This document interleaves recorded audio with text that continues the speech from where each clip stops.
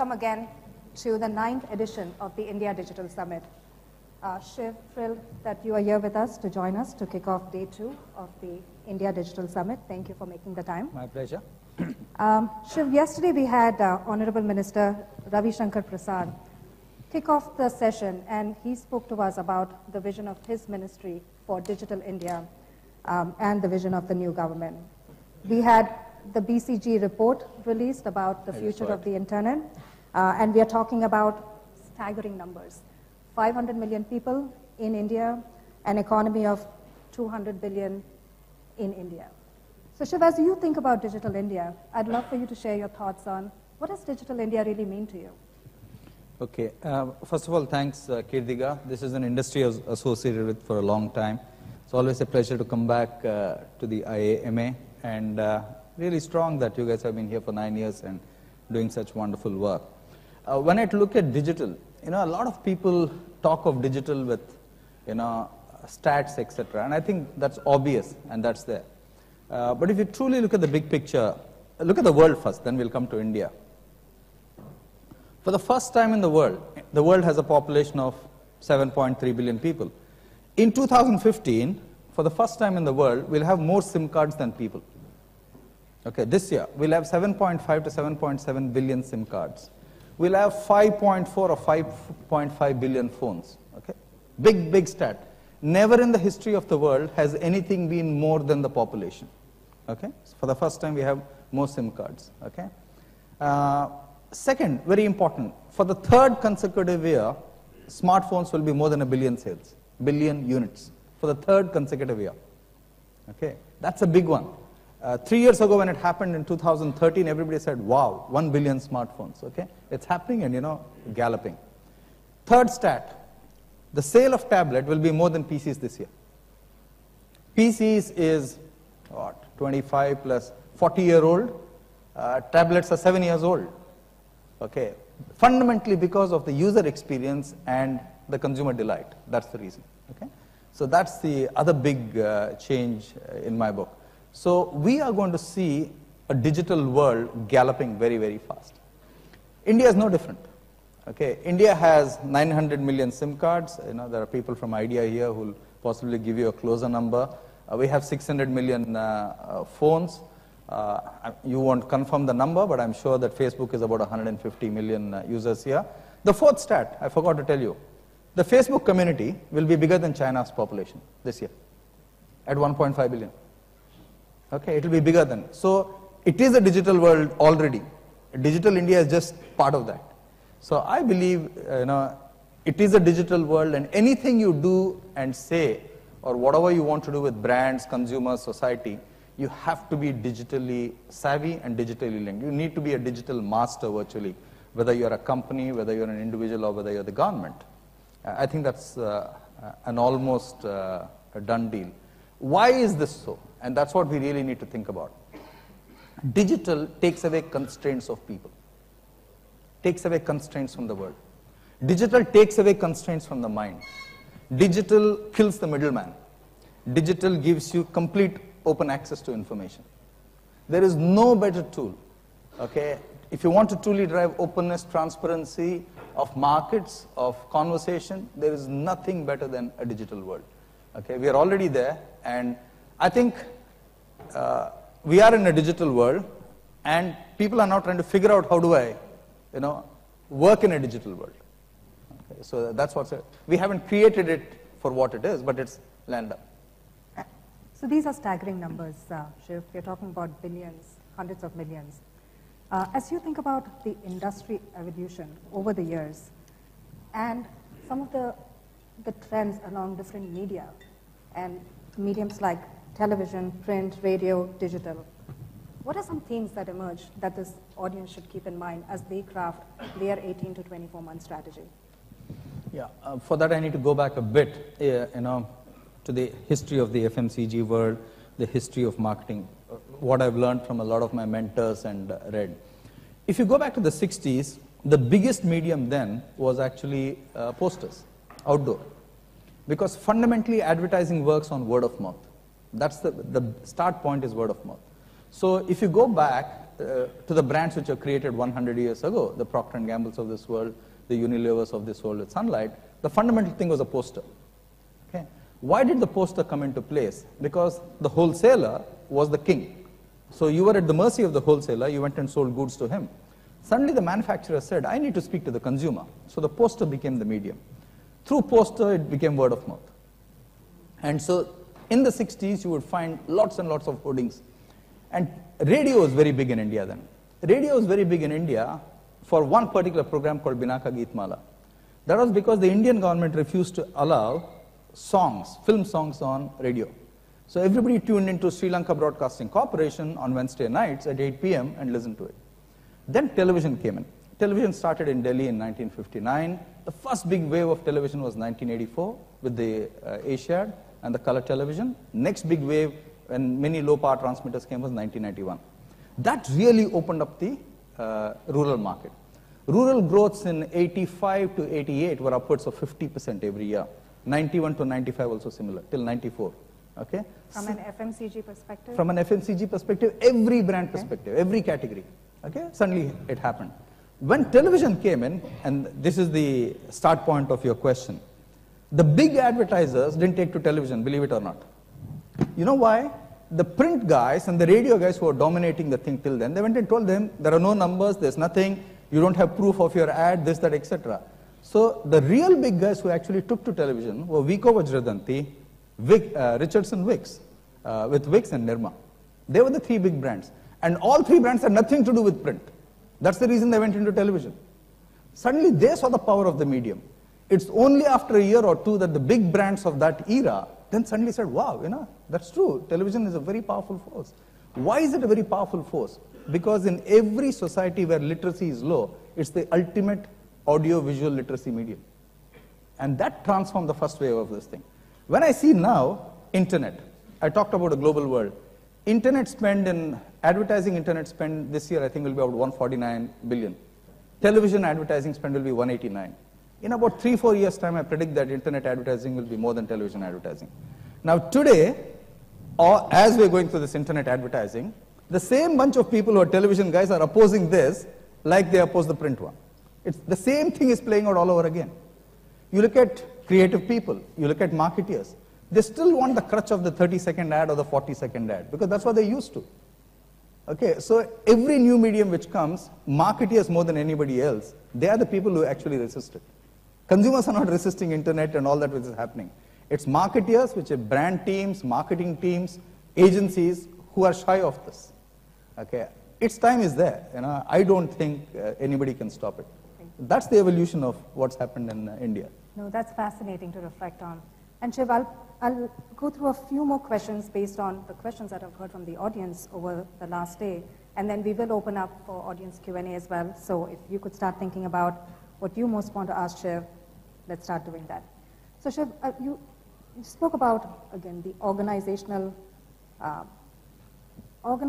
response to these trends. So then as you think about PepsiCo, and as you think about learnings of these different medium shifts and how to get a company ready to respond to those shifts, what are you thinking about? PepsiCo is known for innovation in the digital world in all aspects of how to run the company. Would love to know how you think about creating the right environment so that this change is accepted and leveraged. Yeah, I would first say the balance of power is more with the consumer today in almost every industry as opposed to the manufacturer. The manufacturer earlier stood from a pulpit and said, this is my brand, this is what I tell you, please listen to me and go buy it. Today the tables have turned. Today earlier it was the brand speaking to the consumer, one way. Today it is two consumers speaking about a brand. It's a very fundamental shift which has happened. So consumer voice is truly at its best right now. Okay? Social media is a great example of that. So if a company truly wants to be consumer connected, the whole consumer value has been disrupted thanks to digital. I think consumer has a significantly higher voice today. If the company wants to be truly consumer focused, I think first you need to be very humble. You need to have humility to listen to your customers and consumers. I don't think many people have that. Okay, people are still in the mode of, I am the principal, I tell you, you listen. It doesn't work in today's digital world. First, humility is a base characteristic of a new company. The second is, you need to be responsive. Okay, you see this commentary happening, you can't be a bystander. Because in the internet world, in a digital world, a thought which is expressed, which gathers momentum, suddenly becomes a big idea. It becomes a cause, it becomes a movement. So you have to judge very clearly as a leader and as a company, 100 people, 200 people, 1,000 people, when will this explode? You have to judge that very carefully. Okay, so you have to be responsive. And third is, you have to orchestrate a response. So for example, if somebody is unhappy with a product quality today, first he'll post it somewhere. Then he'll post it in a special interest group. If this product has to do with kids, they'll post it in moms of Gurgaon site or moms of Mumbai site. Suddenly the number of stakeholders that come into play to talk about your brand and comment on your brand is exponential. So you need to be humble, okay? You need to be responsive, okay? And you need to orchestrate that response, okay, within the company. And all of us have said that the consumer is the most important person in our lives. What we are now realizing is that the consumer's voice is the most important thing in our lives. Okay, so that's the change I see in a digital world.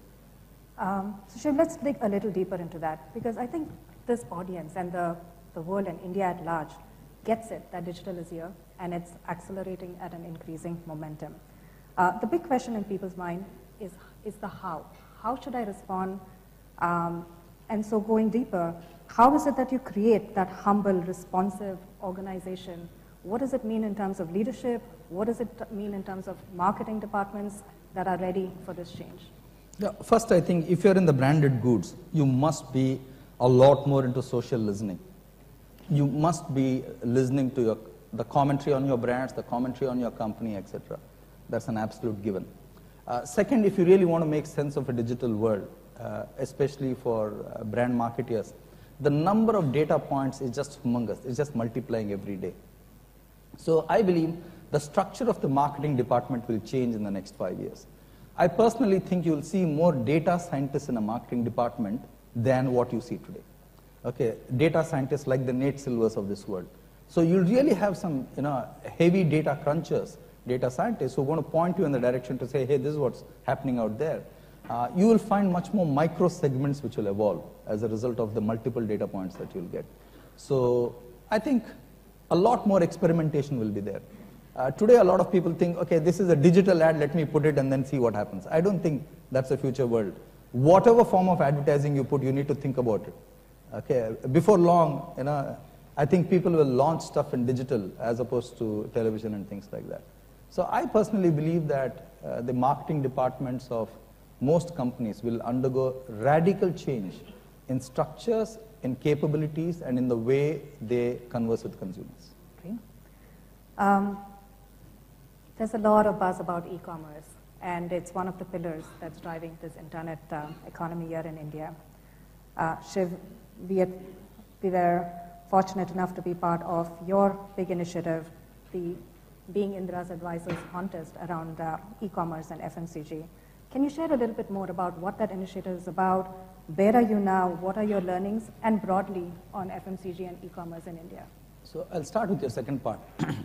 If you look at the history of the FMCG industry, you'll typically get 6 innovations in FMCG in 100 years. So which means the average lifespan of an innovation is 16 years. So unless, of course, you are really slow and poor, you tend to catch it. Okay?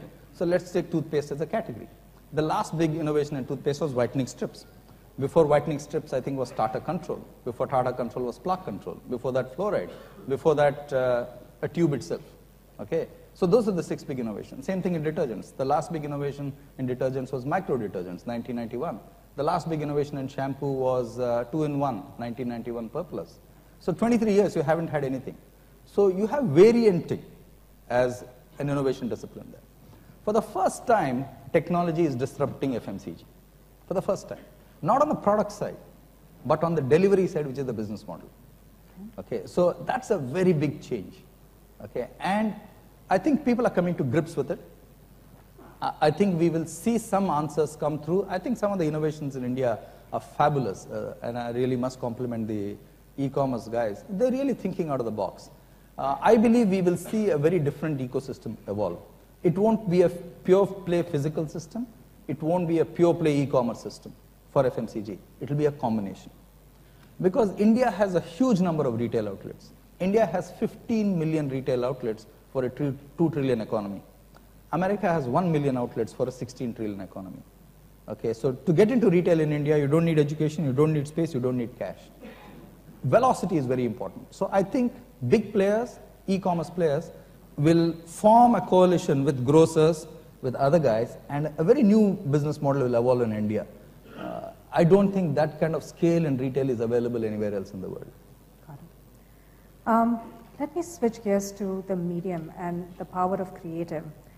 Your Gharwali Diwali video campaign for Pepsi and Kurkure was very well received last year. It showed us the power of digital in storytelling.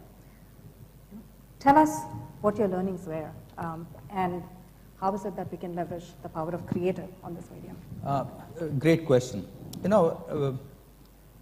Most brands and categories look at a calendar and say, I need one big news item, consumer news item, and 2 small items in a year. That's how we've run brands for years. So one big thing and then 2 small things, so the calendar is full. Roughly 3-4 months you run that item or that innovation or an initiative, and then you see the year through. So what was thinking, which was for a quarter or for 4 months, okay, will change. I believe in the digital world, you can have 365 ideas. Okay, your imagination is your limitation. Okay, almost every day you can run something. Okay, you can absolutely run whatever, whatever you want. So let's take, for example, let's take the recently concluded series. Okay, a lot of sledging happening. Some brand can say, okay, what do you think Virat Kohli should reply to Mitchell Johnson? That itself is an idea if the brand is linked to it. Okay, so you can have 365 ideas and run your brand today, as opposed to 3 ideas or 4 ideas. Okay, for that, I think people need to be really clued on. The old way of approvals of creative and everything going, up the layer, somebody comes, presents, next step won't happen. You really need to sit in a room with all the screens and all the data points for consumers and what's happening and say, hey, that's trending today. What can our brand make of the trend today? Do we have a point of view on it, which is relevant? If you don't have a point of view, junk it. But if you have a point of view, ask yourself, how can I capture it? Even if it's for those 2-3 days. Okay, so the life cycle of information and excitement is getting shorter, and hence you need to be really responsive, but as one team sitting there. If you take the traditional way of running your creative and business, 100 trends would have gone by before you started. So you need to be very, very quick.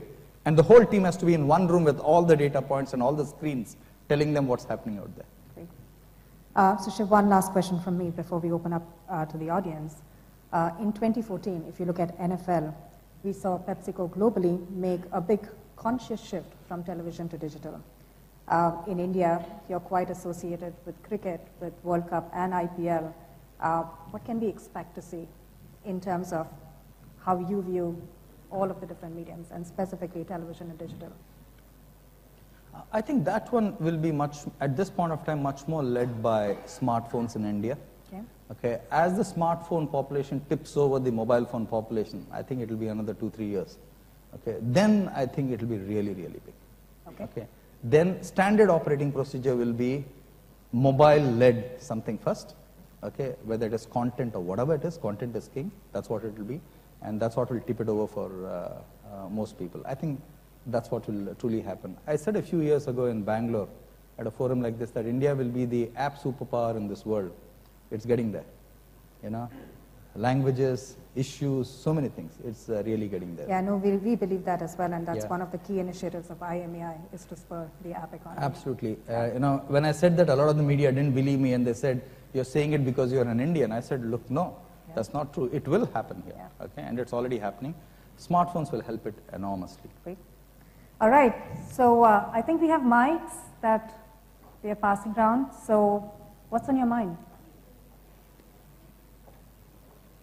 Yes.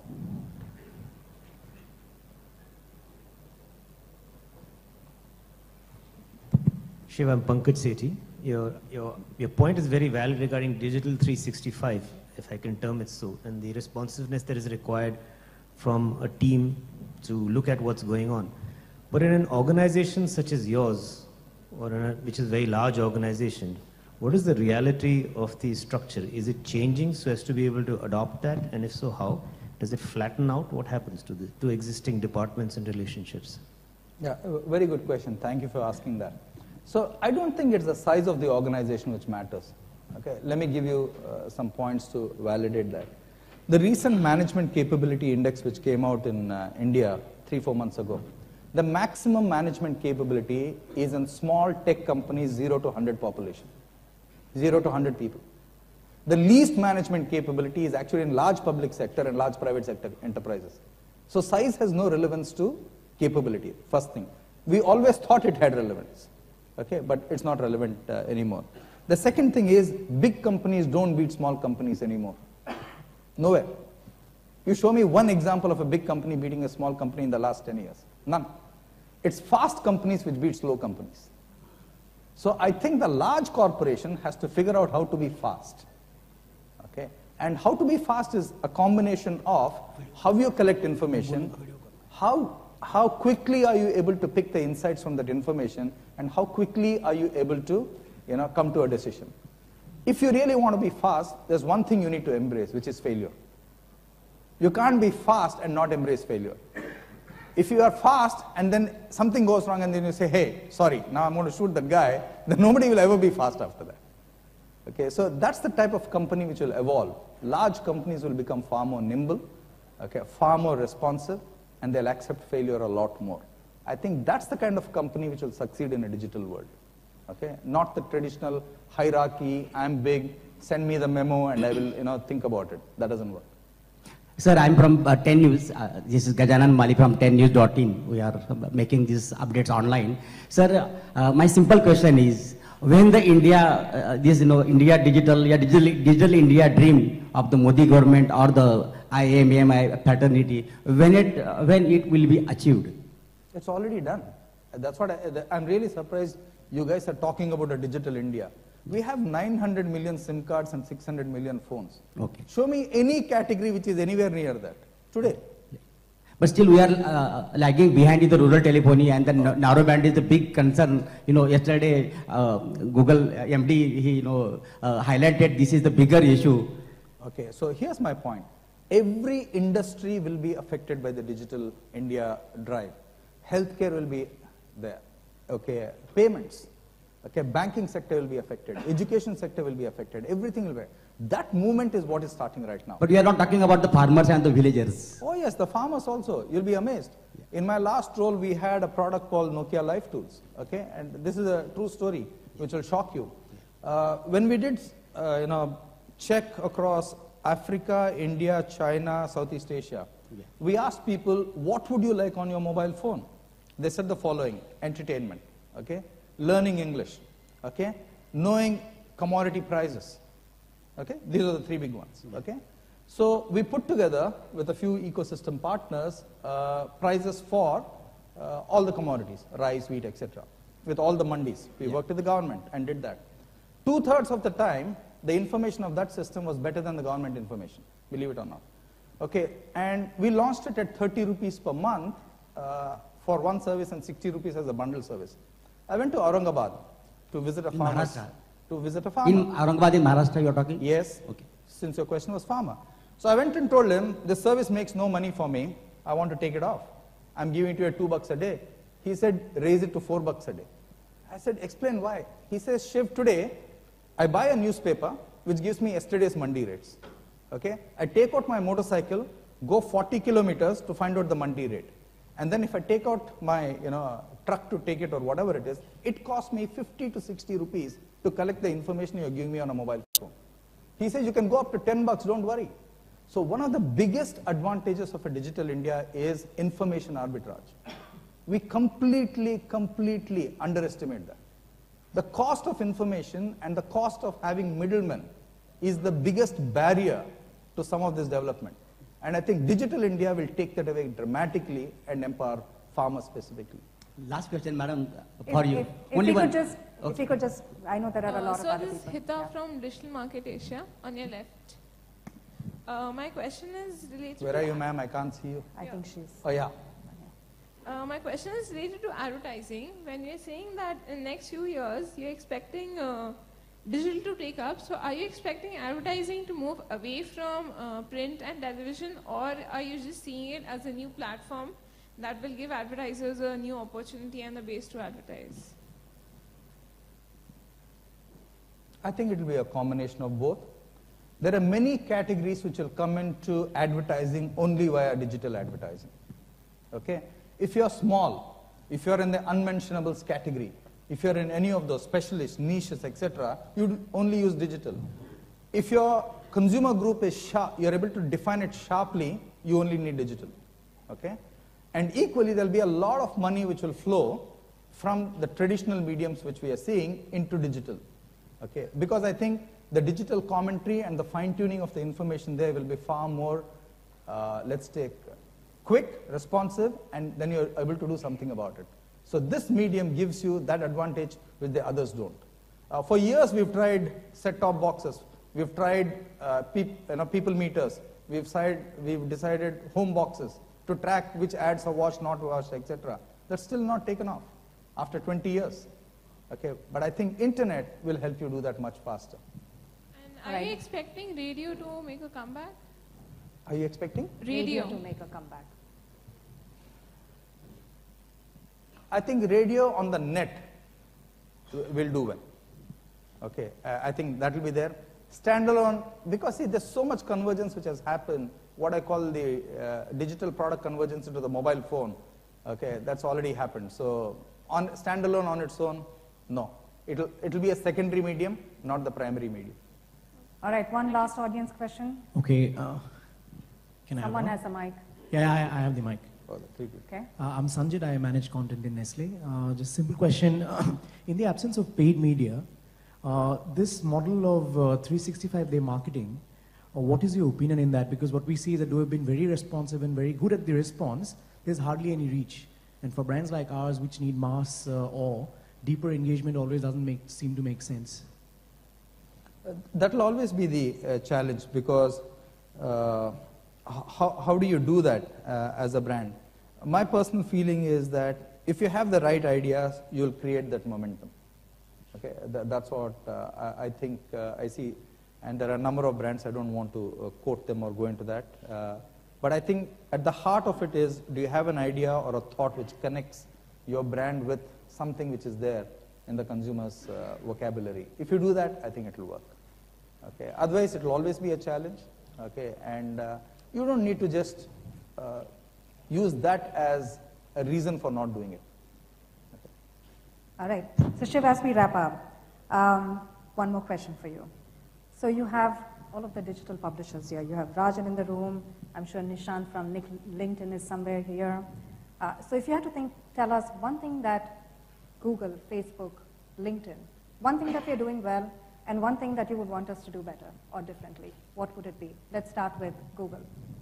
I think Google's highly innovative in the range and spread of what they're doing. That's absolutely amazing. And I have a lot of regard for Google for the sheer audacity of their innovation. You can have innovation which is incremental. You can have innovation which is normal step jump. But I think the kind of stuff they're really trying to push is absolutely fantastic. And one thing that you would want Google to do differently? I don't think I really have one thing. Okay. All right, Facebook. Facebook, I think, enormous focus. The whole focus behind, social, people, connections. I think that's something, and I think, you will have a company which is successful by doing a few things. You'll also have a company which will be successful by doing one thing. And I think Facebook's advantage is doing only one thing, and putting all its resources and all its might on that, yeah. And one thing we can do better. You're already doing that. I think video. I think video is big in a future world. Great. It's there. I would also think that in a future world, both for Google and Facebook, for all of digital, I would say, the one thing you really need to watch out is privacy. Okay. You really need to think about it very carefully, because something somewhere will go off the rails. Okay. LinkedIn. LinkedIn is a great example, which is, you always search for information. With LinkedIn, you search for people. You know, so people is the big thing there, and what a great way of mapping and linking talent to company to individual. That's a fantastic model. So that's what I would. And one thing they can do better, differently? No, I would again say the issue of confidentiality and privacy and how you manage that. Credibility is the other thing that you really need to think about there. Okay. Well, great. As we wrap up then, we're going to switch to a last Jaldi Fire round. So these are a set of questions that we'll ask you. This is what ragging time, is it? Yes. It's one of those split-second answers. You don't have to think so much, just answer. So, your time at IIT Madras or IIM Calcutta? Both were fun.